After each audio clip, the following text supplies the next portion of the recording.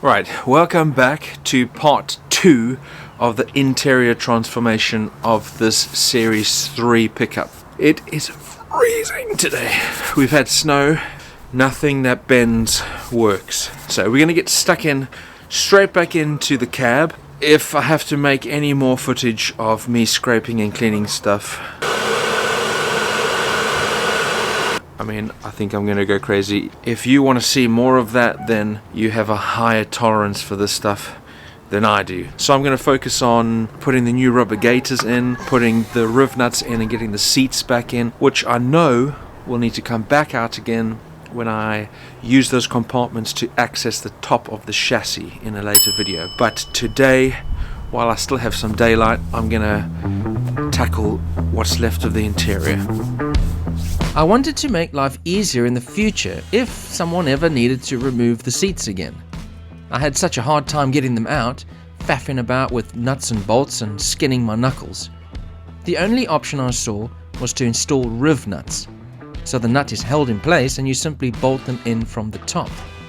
So if you look closely, you can see that these are countersunk so that the seat can slide over the top without catching anything. So I went and got some new stainless steel hex head countersunk screws, much nicer than the original flathead ones.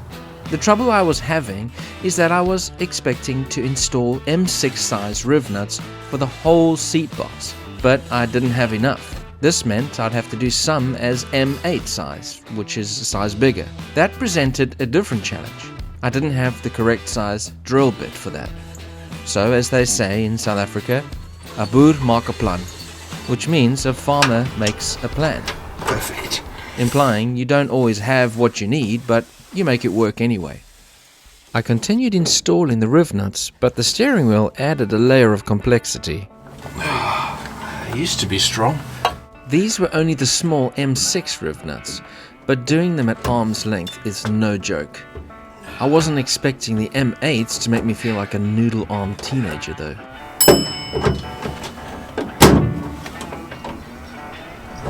You're buxom. How am I going to get power to that? Let's try this one first.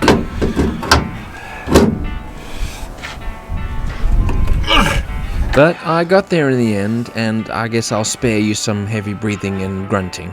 Right, now, this is the bracket for the middle seat. And I think that goes over the top so that I can hold it in.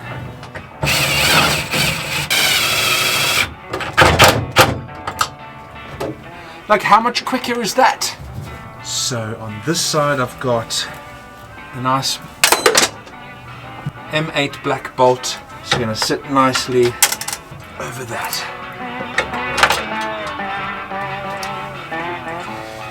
I love it when it works. With the seat runners on the passenger side done, it was time to head over to the driver's side.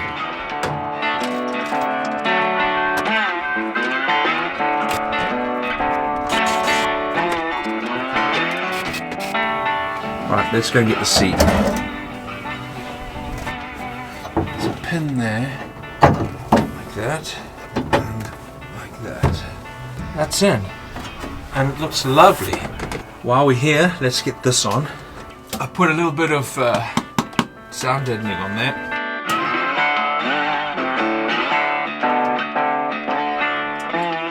I need to put little split pins. I do have some split pins. Let's see if I have the right ones. I found out later that these are in fact called cotter pins, and they'll hold the middle seat in place. There we go. One for the other.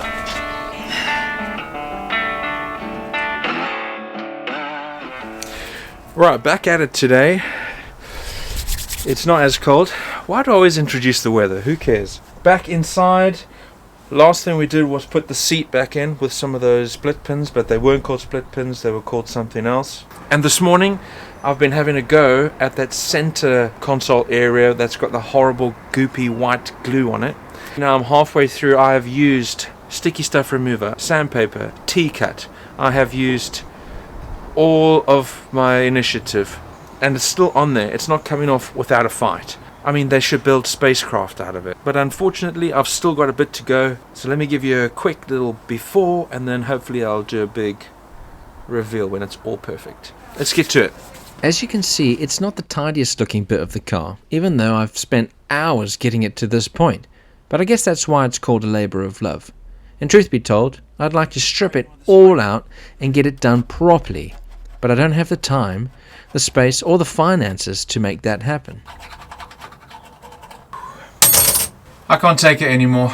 I'm done. You know, after all that, there's so many scuffs and scrapes, I'm considering carpeting it anyway.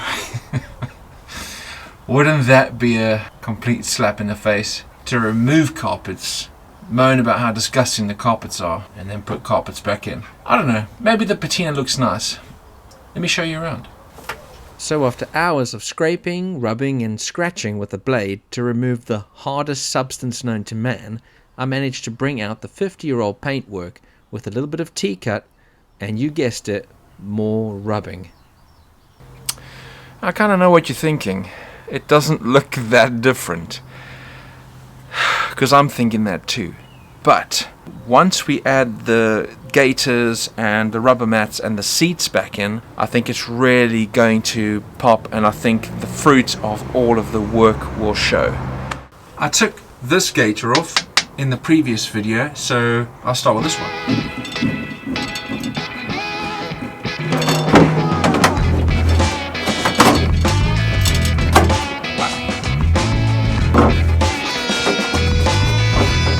Here's the new one, flat round. So it is directional. It's a particular shape, round on the top and flat at the bottom. So it'll go like that. How? Lube.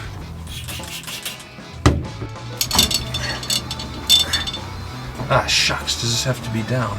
It did, which meant chocking the wheels because of my slopey drive and letting the handbrake down. Now it's safe.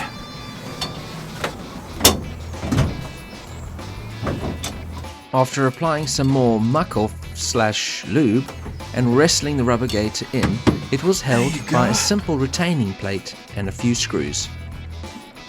Next up was the gaiter for the high-low lever. More lube required. And as you can see, the bodywork around the lever needs some attention. The first option is to remove it, repaint it, and reinstall it. Or the second option is to clean off the surface rust and clear coat it, leaving the patina.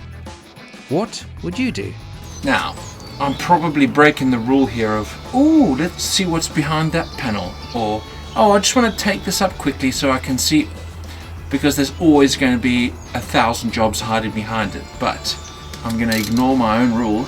I'm going to get this off and see if I can give it a nice paint. I paint it black. It might look nice against this tunnel here. And in case you're wondering what that lever does, you push down on it when you want to engage four-wheel drive, and the spring I've just removed helps bring it back to normal driving mode.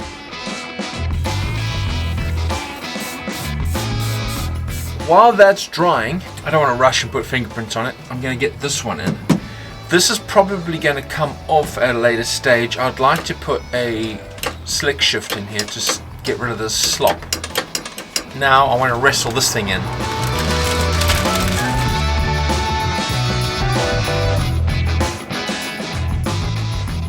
I'm going to get the covers back in, and then I'm going to start putting the seats in, and I think that's going to really set this off. Then I've got some really cool rubber mats which will go in, and I think that will be about 95% of the way there, and will give you a really good idea of the look of the interior that I'm going for.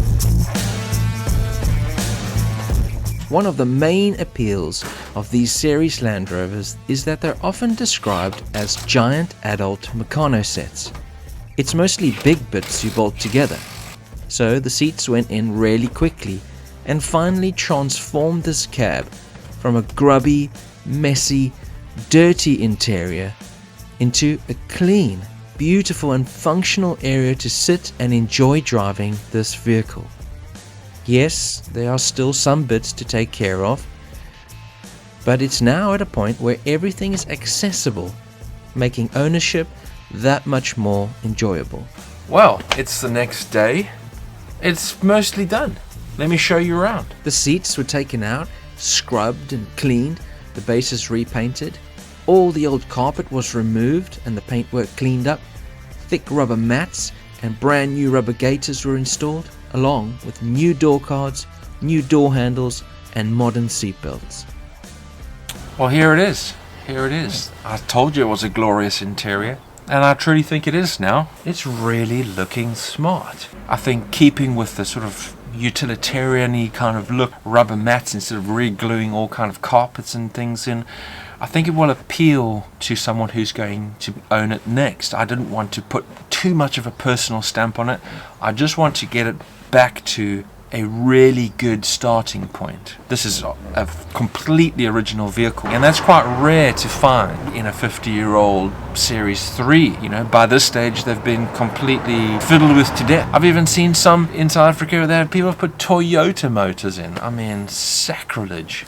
But this is a beautiful example, and I'm really chuffed to have this, and I'm really excited to sell it on to the next person who is going to get hopefully years of enjoyment out of it. Where it is right now, I'm very chuffed, really happy, and I'm excited to keep going. So if you are keen to keep watching, there's at least another 10 or 12 videos coming of this series build, so please keep watching, and thanks for watching this one. I hope you enjoyed it, and I hope you can appreciate how these old vehicles can scrub up and look really good. So thanks again, and I'll see you on the next one.